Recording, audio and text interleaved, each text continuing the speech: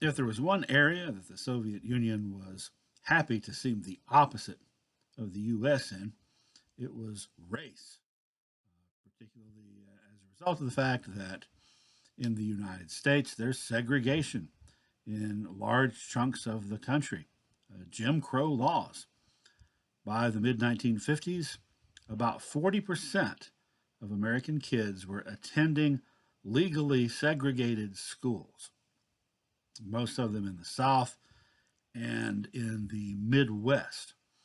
Now, in the North and in the West, along the West Coast, there was still segregation. It just wasn't de jure, that is required by law. It was de facto, which means that it's not the law, but it's the way it actually is. And we talked about some of the reasons for that when we talked about, well, not reasons for it, but some of the tools for doing that when we talked about redlining. Let's take a look at the state of segregation by states with segregation as of 1950. So there are four categories. You've got the darkest sort of brownish category. There's segregation required, and there you've got the entire South, including some states that were not Confederate states, but were slaveholding states like Missouri, Kentucky, and Delaware, looks like in Maryland, and West Virginia, in addition to Virginia. Then you've got kind of that light, really light brown, and that's areas where state law does not require segregation, but state law admits segregation, uh, accepts segregation under certain circumstances in varying degrees, so that, for example, cities within those states can have segregation. There's no law against it. Then there are those light colored states that have no legislation one way or the other. And that includes quite a bit there in the American West and the Northern Plains, as well as New England. And then you got the blue states where segregation is prohibited by law. Now, there's one thing you need to notice here, that the states where segregation is either required or permitted are not just in the South. Like I said, there are several non Confederate but former slaveholding states that require segregation. But you've got some areas there like Kansas, Arizona, and New Mexico, and Wyoming, where those are not southern states, but there's segregation there.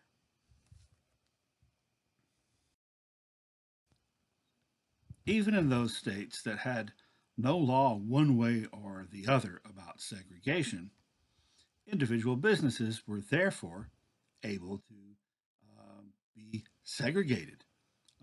And in fact, in the city of Las Vegas, which is or was sometimes referred to as the Mississippi of the West because of its very, very strict racial divisions. Um, the casinos and hotels along the Vegas Strip all had rules against intermingling of races, and that meant that some of the top headlining performers of the day in the 1950s and earlier than that in the 40s, like Sammy Davis Jr., Louis Armstrong, and Lena Horne, could go to Las Vegas and make good money performing, but when they were finished performing, they could not go to the bar and get a drink or order food. They had to leave and do that somewhere else. They weren't able to stay in the hotels near where they were performing. And that's something that most folks aren't aware of and don't think of in this context. So there's lots of segregation in the South and in the Midwest and other areas like Las Vegas and Wyoming.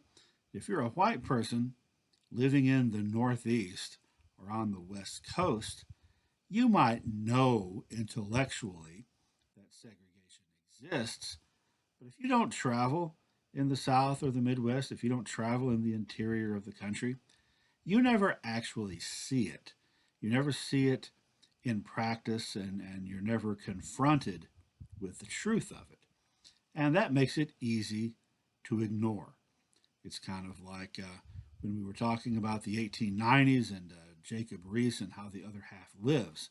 You know, once the cities grew really large and were segregated into ethnic neighborhoods, then middle class people in New York in the 1890s never saw the daily experience of poor people or of minorities. So they didn't think anything about it, so it didn't seem real.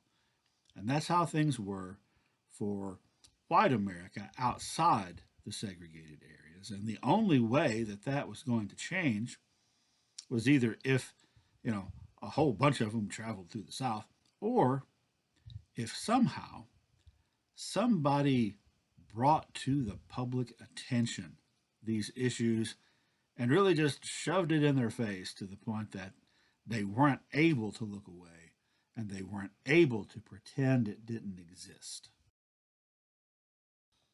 Several African American authors in the 1950s were doing just that with fiction, fiction that was so well written and therefore so critically well received that it put them in the papers and brought readers to their stories. Now, this trend had well, it had started a long time before this, but one person who was active in the 50s who had started writing earlier was Richard Wright, whose 1940 novel Native Son and his 1945 work Black Boy were very, very powerful works of fiction.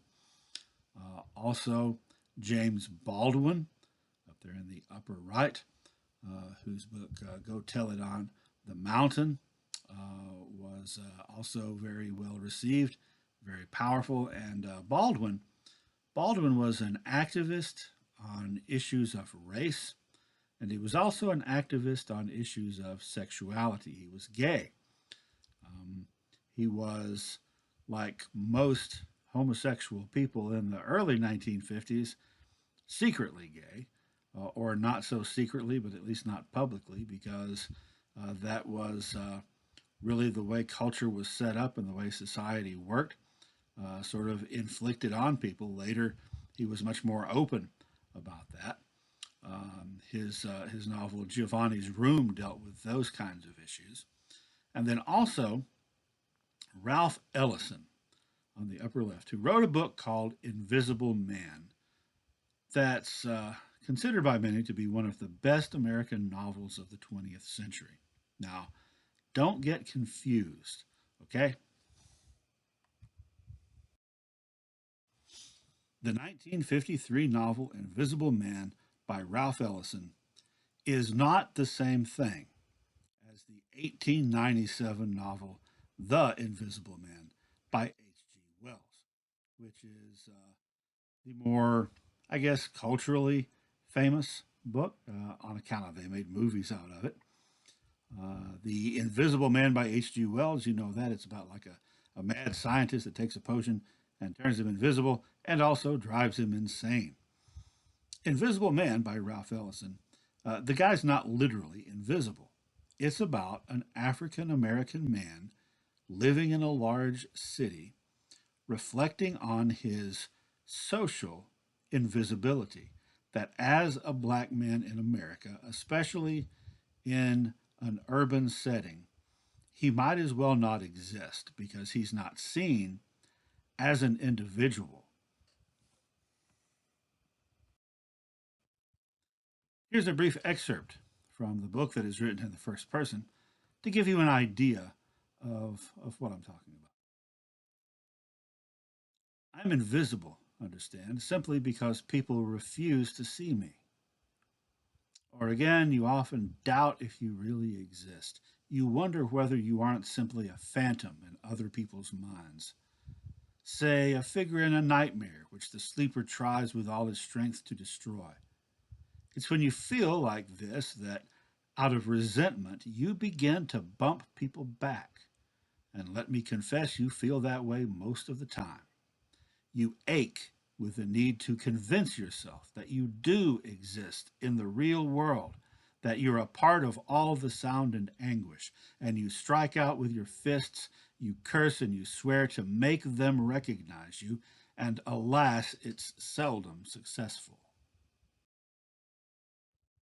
You ache with the need to convince yourself that you do exist in the real world. Now, in some ways, those words and that message are reminiscent of a term that was coined by sociologist W.E.B. Du Bois in his classic 1903 work, The Souls of Black Folk, and that term is double consciousness. Double consciousness is the phenomenon of feeling yourself fragmented into several different parts that can't be unified, that can't be made whole and as one. And in particular, if you are an African American, according to Du Bois, then you see yourself as yourself, but you also must see yourself, you constantly must see yourself as you are seen by white people. So here's a quote from that. Double consciousness is described as, quote, a world which yields him no true self consciousness, but only lets him see himself through the revelation of the other world. It is a peculiar sensation, this double consciousness, this sense of always looking at oneself through the eyes of others, of measuring one's soul by the tape of a world that looks on in amused contempt and pity. One ever feels his two-ness, an American, a Negro, two warring souls, two thoughts, two unreconciled strivings, two warring ideals in one dark body whose dogged strength alone keeps it from being torn asunder. Now, I want you to file that away for just a few minutes, okay? Double consciousness, the term itself, and what it means, because I'm going to be calling back to it pretty soon. So, those were several people who essentially challenged the treatment of African Americans by means of their writings. Now let's look at someone who challenged it by means of his writing with a D, and that is Bayard Rustin, who's originally from Mississippi, who was an African American activist, and like James Baldwin, was also gay and became an outspoken gay activist. In 1942, he had worked closely with A. Philip Randolph on various things, and in that year was party to, although he wasn't one of the founders of, an organization called CORE, initially called the Committee of Racial Equality, later changed to the Congress of Racial Equality. CORE. Remember that acronym? That's one of several of those civil rights related acronyms that we'll need to keep straight. So far we've got NAACP and CORE. All right. Well, Rustin he was inspired by Gandhi in the 1940s. In his nonviolent approach, Rustin was a pacifist. He had been he had resisted the draft in the war. He had also been arrested for refusing to move to the back of the bus on at least one occasion. But in 1947, he was a big part of planning what was going to be a very well orchestrated and coordinated demonstration of defying segregation laws, something that would come to be known as freedom rides. So this was first done by CORE in 1947. It would be done again, also initiated by CORE, in the early 1960s. So here's how that worked, right? So there were segregation laws in place. If you got on a bus and traveled from the North into the South, and you were African American, you could sit anywhere on the bus you wanted to when you got on that bus in, let's say, Pennsylvania. But once you reached the Virginia state line, you were required by law to make sure you were sitting in the back of the bus. All right. Now, the converse was true. If you were white, you could sit anywhere you wanted to in Pennsylvania. But once that line was crossed, you didn't really, you weren't supposed to be sitting in the back. That was reserved for the black passengers. So what they did, what CORE was, what this they called the journey of reconciliation, is 18 guys, and on this occasion they were all male. That wouldn't be the case in the 60s. 16 guys, 8 white guys and 8 black guys, all of whom were members of CORE, got on the bus, headed south. And when they got to the south, all the white guys were sitting in the back of the bus, and all the black guys were sitting in the front of the bus. In fact, when the bus would stop and they'd get out to use the restroom, all the white guys would go use the coloreds only restroom, and all the black guys would use the whites only restroom. And they got arrested repeatedly as a result of this, but they also got in the newspapers and they got some attention.